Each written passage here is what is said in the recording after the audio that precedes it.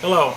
What we're going to do here, we're going to demonstrate one of our 3 notchers. This is the NOTCHMASTER, probably the most bang for the buck notcher in the world, we feel.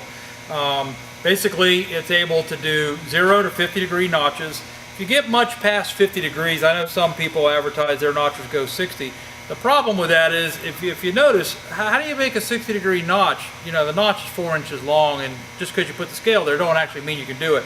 We try to stay in the real world as long as we can. And we're going to tell you that 50 degrees is more of a doable number. Anything past that isn't doable, or I would have made it go past that. Anyway, the notcher is adjustable this way. One of the features is all of our notchers use ground and polished stainless steel. This is a 1-inch shaft right here, running in Torrington or US made needle bearings. You know, they're all lubricated and sealed, double sealed. Put it in there, nice action right there. Also, another feature, this machine is able to do offset notching where we can raise the head up. Now the Beast, being a more expensive, heavier notcher, can completely clear the tube in its offset mode, much larger machine.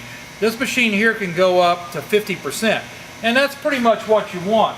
And what I'm talking about offset notching is you would basically just notch the top half of the tubing so you can lay another piece of tubing on top of it like a Lincoln log. That will give you a bend or a joint, weld joint, about 30% stronger than you would get if you just butted it right up against it. What we're going to start off doing here, we're going to notch just a standard 90 degree notch, no big deal. What we're going to want to do, put the tube in maybe about 1/3 of the way. You don't actually want to put the tubing into the center of the saw. If you move it out a little bit, what you'll see is you leave yourself enough room for a nice chamfer on the weld. You know, you don't have to chamfer it later. It makes it very easy. So probably about right there is probably pretty good. We're going to tighten down this clamp.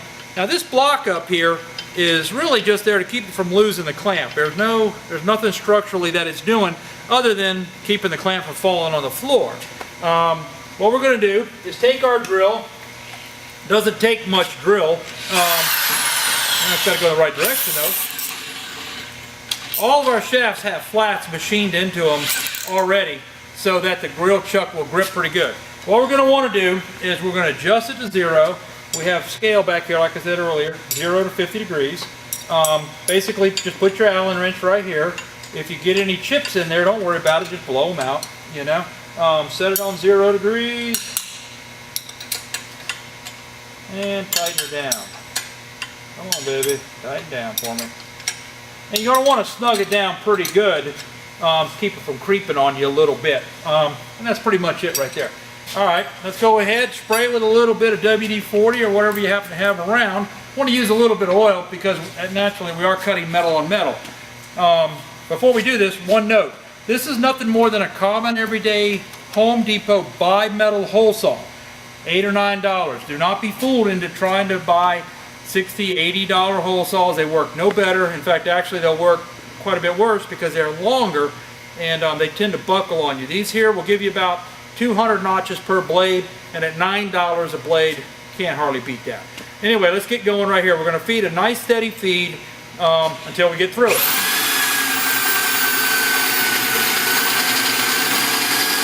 Alright, that's half. And that's through it. I don't know how long that was. It's not very long, you know. Do we have another piece of sample tubing, please? Let's see. There's our notch right there. And I didn't quite have the head adjusted exactly right. Kind of late at night. But anyway, there's your notch right there, you know. You can see pretty much the quality of the notch. Now let's quickly do an offset notch so I can show you what I'm talking about. And what we're going to do, we're just going to put the tubing in it here. And we're going to adjust it up quickly. It's all marked off in the scale on the side of how high to raise it. Let's take the drill off so it's a little bit easier to raise. Going to loosen up our nut right here. Put on our reading glasses. And we're going to go up on the scale. Let's go to 0.75. Actually, we'll go a little bit more now. We'll go about right there. Alrighty. Let's see. Yeah, that'll be good. Alrighty. Once again, pop on the drill.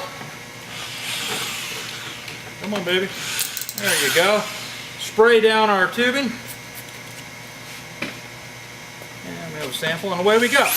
Nice, easy feed. Don't try to force it.